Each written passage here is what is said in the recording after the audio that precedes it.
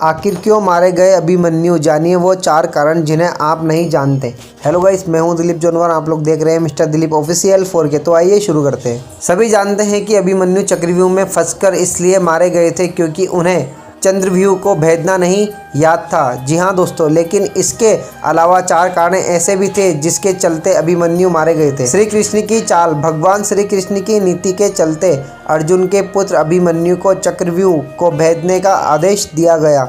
यह जानते हुए कि भी अभिमन्यु चक्रव्यूह भेदना तो जानते हैं लेकिन उसे बाहर निकालना नहीं जानते। अभिमन्यु के चक्रव्यूह में जाने के बाद उन्हें चारों ओर से घेर लिया गया। घेर कर उनकी जयद्रथ सहित 7 योद्धाओं द्वारा निर्मित तरीके से हत्या कर दी गई, जो कि युद्ध के नियमों के विरुद्ध था। कहते हैं कि श्री कृष्ण यही चाहते थे, जब नियम एक बार एक पक्ष तोड़ देता है तो दूसरे पक्ष को भी इसे तोड़ने का मौका मिलता है। जी हाँ दोस्तों। दूसरा, अन्य योद्धा अभिमन्यु के साथ नहीं जा पाए।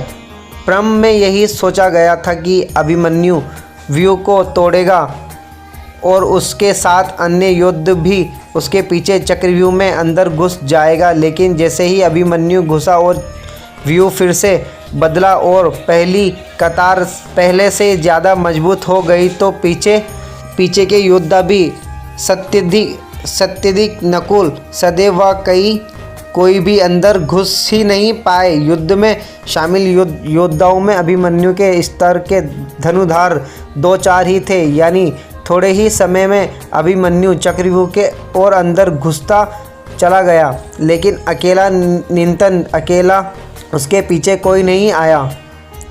तीसरा, लड़ते लड़ते थक जाना। जैसे जैसे अभिमन्यु चक्रव्यूह से सेंटर में पहुंचते गए वैसे वैसे वह खड़े योद्धाओं को घनव और योद्धाओं का कौशल उन्हें बढ़ा हुआ मिला, क्योंकि वे सभी योद्धा युद्ध नहीं कर रहे थे, बस खड़े थे। जबकि अभिमन्यु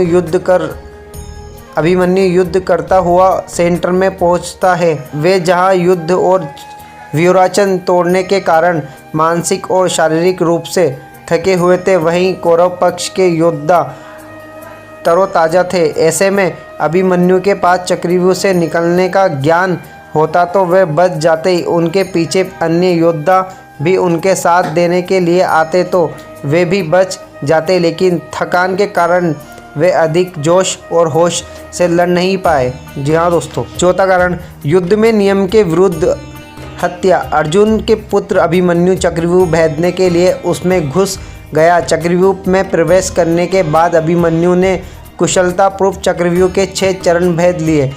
इस दौरान अभिमन्यु द्वारा दुर्योधन के पुत्र लक्ष्मण का वध किया गया। अपने पुत्र को मृत देखकर दुर्योधन के क्रोध की कोई सीमा नहीं रही। तभी कौरवों ने युद्ध के सारे नियम नियंत्रण में रख दिए। जी हाँ दोस्तों। 6 चरण पार करने के बाद अभिमन्यु जैसे ही 7वें और आखिरी चरण में पहुंचे तो उसे दुर्योधन, जयद्रथ आदि 7 महारथी ने घेर लिया। अभिमन्यु फिर भी साहसपूर्वक उनसे लड़ते रहे। 7 ने मिलकर अभिमन्यु के रथ के घोड़ों को मार दिया। फिर भी अपनी रक्षा करने के लिए अभिमन्यु ने अपने रथ के पहिए को अपने ऊपर रक्षा कवच बनाते हुए रख लिया और दाएं हाथ से तलवारबाजी करता रहा। कुछ देर बाद अभिमन्यु की तलवार टूटकर गिर गई और रथ का पहिया भी चकनाचूर हो गया।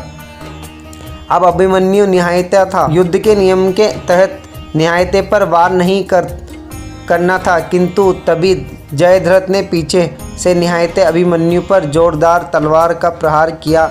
इसके बाद एक के बाद एक 7 योद्धाओं ने उस पर वार कर दिए। अभिमन्यु वह वीरगति को प्राप्त हो गया। अभिमन्यु की मृत्यु का समाचार जब अर्जुन को मिला तो वह बेहद क्रोधित हो उठे और अपने पुत्र की मृत्यु के लिए शत्रुओं का सर्वनाश करने का फैसला किया। जी हाँ दोस्तों। सबसे पहले उन्होंने कल की संध्या का सूर्य ढलने के पूर्व जयद्रथ को मारने की शपथ ली।